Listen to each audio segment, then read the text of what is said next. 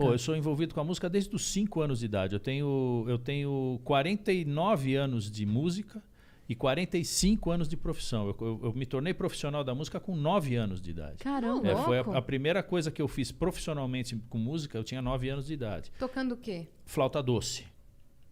Foi o primeiro... Porque assim, eu sou de uma família de músicos, todos pianistas. Uhum. Então eu tive já era tipo os deuses, né? Já dizem que o seu destino já está traçado, tal. Então eu ia ser pianista, não tinha como, né?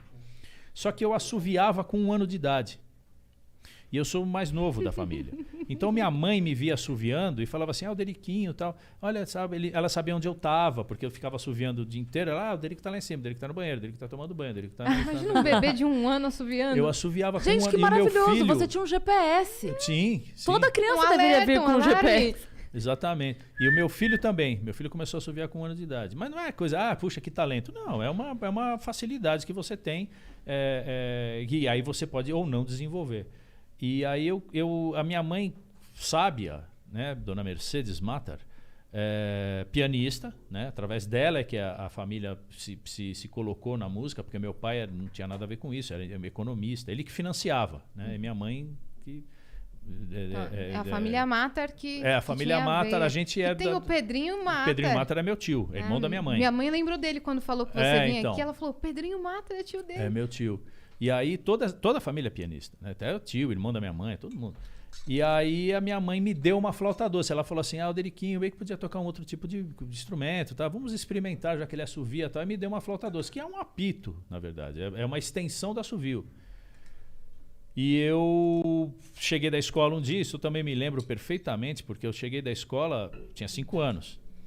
Eu tinha uma flauta dormindo no sofá, assim, um instrumento parado ali, de plástico ainda, umas flautas bem rústicas, assim, mas uma flauta. Eu fiquei até meu pai viajar para trazer uma flauta para mim de presente, que era uma flauta de madeira já, uma flauta Block, que chama, que aí era uma flauta top e tal. Mas até lá eu fiquei com essa flauta que eu ganhei da minha mãe, de plástico.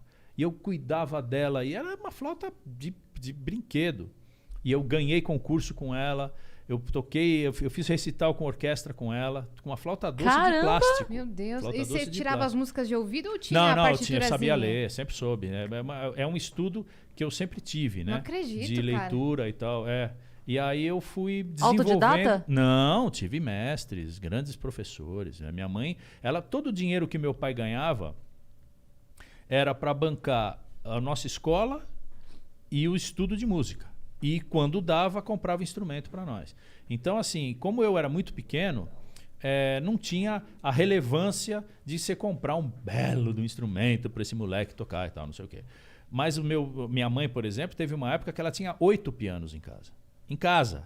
8. Meu Deus, cara. Então, porra, onde você ia tinha piano. No quarto do meu irmão, no estúdio, mas na piano sala. de orquestra sinfônica, Não. Era piano, aqueles pianos de armário, sabe? Minha mãe foi ter um piano de cauda mesmo, muito tempo depois. Mas ela sempre teve pianos assim, pianos daqueles de armário, de parede e tal. E pianos bons e tudo mais. Eu era o único que não tinha essa prerrogativa. Eu não tinha, porque eu não era pianista. Então meu pai foi me dar uma flauta bacana depois de muito tempo, já sabendo que eu estudava, que eu já tinha o caminho e tal. Aptidão e tal. Mas e eu toquei com essa flauta de plástico, cara. Incrível. Ganhou concurso. Hoje, terça-feira, eu estava domingo na casa do meu cunhado, lá em Indaiatuba, que eu sou de Indaiatuba, e o meu neto, o Enzo, pegou uma flauta igual, só que a minha era marrom, a que ele pegou era branca, de plástico. Uma flauta. E começou na piscina. Brincar. Aí todo mundo, mas o Derico tá aqui. Pô, Derico, eu quero ver você pegar essa flauta aí e tocar uma coisa e tal. E eu estudei aquilo durante muito tempo. Eu não tenho mais a sequência de estudo e de prática e tal, mas eu sei. E eu tava dentro da piscina, cara. Era tipo fim de tarde. Eu peguei a flauta, dei uma secada e comecei. Eu comecei a tocar umas música barroca, umas coisas que eu lembrava. E todo mundo parou, cara, pra ficar ouvindo assim. Eu falei, cara, mas isso aqui é muito fácil. Pede aí qualquer música pop. Aí começaram a pedir música, eu comecei a tocar umas Ivete Sangalo. Na flauta doce. Então, assim, pra quem quer começar a estudar, molecada, que não tem tanto recurso, mas tem vontade de tocar, a flauta doce é demais. Por isso que nas escolas, o ensino mais básico... De iniciação musical, de musicalização, instrumento de flauta percussão, doce. flauta doce, xilofonezinho, sabe? Aquelas coisas assim que você não dá nada. Pô, aquilo lá dá um estímulo. Te abre um caminho pra música. Mas não faço ideia. Caraca. É isso aí. E aí, depois? Então, aí, cara, eu comecei a ganhar uns concursos, comecei a fazer uma carreira... Aí comecei a tocar flauta transversal, passei da 12 para transversal. Mas tocando música clássica, tocando barroca? música clássica, tocando música erudita, né? Música barroca na época, quando eu tocava flauta doce, então eu toquei muita coisa de Bach, muita coisa de Loyer, Telemann, Mozart. E eu tinha meu quarteto. Minha mãe tocava piano comigo, então ela era minha partner. Era eu, ela, e teve uma época que eu tive um quarteto, que era mais um violista e uma arpista. O violista era o Pérez Dvorek e a arpista era a Leda Natal. Pronto, a gente tinha um quarteto, tocava e fazia recitais e tal. Aí eu passei para flauta transversal, dei um upgrade, eu já tinha lá meus 10, 11 anos. O cara tinha um quarteto, tá? Já tinha Não, mudado de instrumento tá com vendo? 10 anos de idade. Muito moleque, bicho. Meu muito moleque. Deus, Muito no meio moleque. de vários adultos. Muito moleque. Eu tava resolvendo se a minha Barbie ia namorar o Ken ou se ela ia pra festa com a outra amiga. Tava comendo areia, quebrando o braço. Eu brincava de Forte Apache, tinha minha coleção de carrinhos, tenho até hoje uma coleção de carrinhos.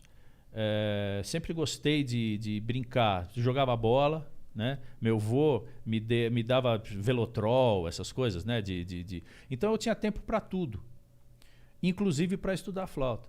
E aí teve uma época em que eu fui para um festival famoso, tem até hoje, né? Que é o Festival de Inverno de Campos do Jordão. E eu fui para lá em 1981.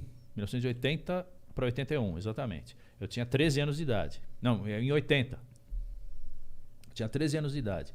Fui para lá, fui passar um mês lá, estudando com grandes mestres, e tocando na orquestra e tal, não sei o quê. Chegou no último dia, a gente fez um recital no Teatro Municipal de São Paulo, dia 31 de julho de 1980. Fizemos um recital no Teatro Municipal. E aí tocamos e tal, foi lindo e tal. Veio um maestro, que é um grande maestro, que era amigo da minha mãe, Eleazar de Carvalho. Ele chegou, quando acabou o concerto, e chegou assim e falou: Mercedes, tá na hora do Derico dar um up, vamos levar ele para estudar na Alemanha. Oh, louco. Eu vou dar uma carta de referência. Pô, você pega uma carta de referência na época do maestro como sendo o Eleazar de Carvalho, é o que você pegar uma carta de referência do João Carlos Martins hoje, do Isaac Arabichevski, do cara topo da cadeia alimentar. Eu entrava em qualquer lugar. Aí, isso dia 31 de julho de 1980. Acabou, fomos embora para casa, meu pai pediu uma pizza, a gente foi comer e tal, não sei o quê. Estamos lá na sala de casa. Aí também uma outra coisa que eu não me esqueço. Minha mãe chegou para mim e falou assim: bom, e aí, Derico, o meu pai, o Sérgio, tal, e aí, né? Como é que vai fazer, né? E eu falei: putz, mãe, eu gosto dos meus amigos aqui, tenho minha vida aqui, escola, minha banda, eu já tocava, né? Eu já tinha eu fazia parte de uma banda chamada Anima, que era uma banda de música instrumental, tinha cantores também, mas era uma banda que tinha muito veia instrumental. E eu era flautista, moleque, todo mundo já tinha entrado na USP.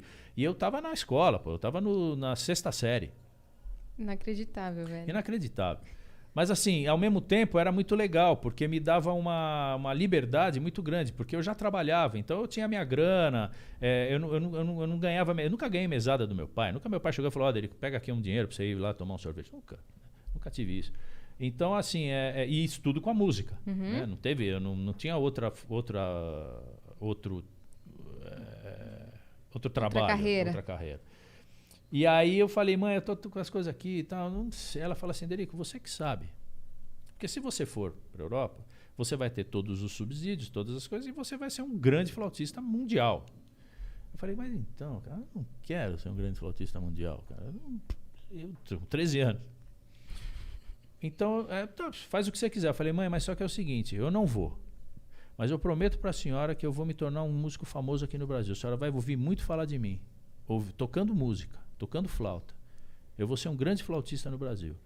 E aí a minha meta era tocar na banda do Caetano Veloso. Eu falei assim: puta, pra mim o sucesso era tocar na banda do Caetano Veloso.